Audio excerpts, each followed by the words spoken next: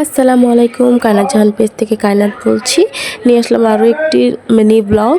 তো আজকে ব্লগটি শুরু করেছি মূলত খুদের ভাত আর ভর্তা দিয়ে। তো আজকে সকালের রেসিপিতে ছিল খুদের ভাত আর 3-4 ধরনের ভর্তা।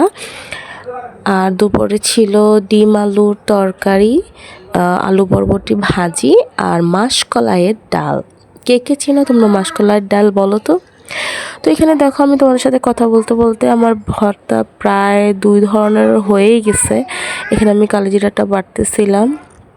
আমাদের বাসায় ভর্তা বাটটা সবাই খুবই পছন্দ করে, তো প্রায় নিয়মিতই আমাদের ভর্তা বানানো হয়।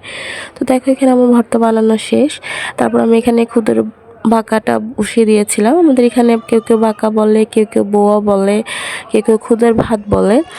তো দেখো, এখানে আমার খুদের ভাতও প্রায় হয়ে গেছে। এই দেখো কমপ্লিট। তো সকালে নাস্তা শেষ করে তারপর সবাই মিলে চলে এসেছিলাম দুপুরে রান্নার আয়োজনে।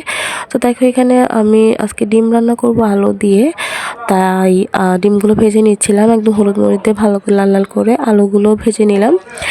এরপর কড়াইতে তেল দিয়ে পেঁয়াজ, টমেটো, আদা রসুন, লবণ, মানে যা যা লাগে বেসিক মশলা সব দিয়ে মশলাগুলো একদম কষিয়ে নিয়ে টমেটো অ্যাড করে তারপর মশলাগুলো ভালো করে কষানো হয়ে গেলে তারপর এখানে আলু অ্যাড করে দিব। তারপর আলুগুলো আমি প্রায় অনেকক্ষণ কষিয়ে নিয়েছিলাম। একদম যখন লাল লাল হয়ে এসেছে, মশলাগুলো আলুর ভিতরে ঢুকে ঢুকে গেছে এরকম মনে হয়, তখন এখানে আমি পানি অ্যাড করে দিলাম। পানিটা বলকে উঠে গেলে আমি এখানে ডিমগুলো অ্যাড করে দিয়ে আলুগুলো সেদ্ধ হয়ে গেলে কাঁচামরিচ দিয়ে কাঁচা জিরে গুঁড়ো করে ছিটিয়ে দিয়ে নামিয়ে ফেলেছিলাম।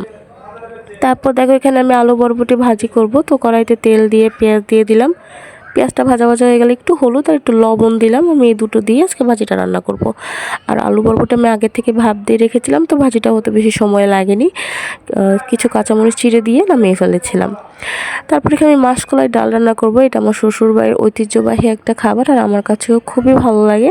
তো আমি ডালগুলো আগে একটু ভেজে নিয়েছিলাম। এরপর কড়াইতে তেল দিয়ে পেঁয়াজটা ভাজা ভাজা হয়ে এলে এখানে একটু পানি অ্যাড করে হালকা একটু আদা রসুন আর হলুদ গুঁড়ো, মরিচ গুঁড়ো, লবণ দিয়ে মশলাটা ভালো করে কষিয়ে নিয়ে তারপর এখানে আমি অ্যাড করে দেবো চিংড়ি মাছ। এটাই কিন্তু মূলত ডালের স্বাদটা বাড়ায়। আর আমার অন্য কোনো মাছের থেকে চিংড়ি মাছ দিয়ে ডালটা বেশি ভালো লাগে, অন্য মাছ দিয়েও যদি খাওয়া যায়।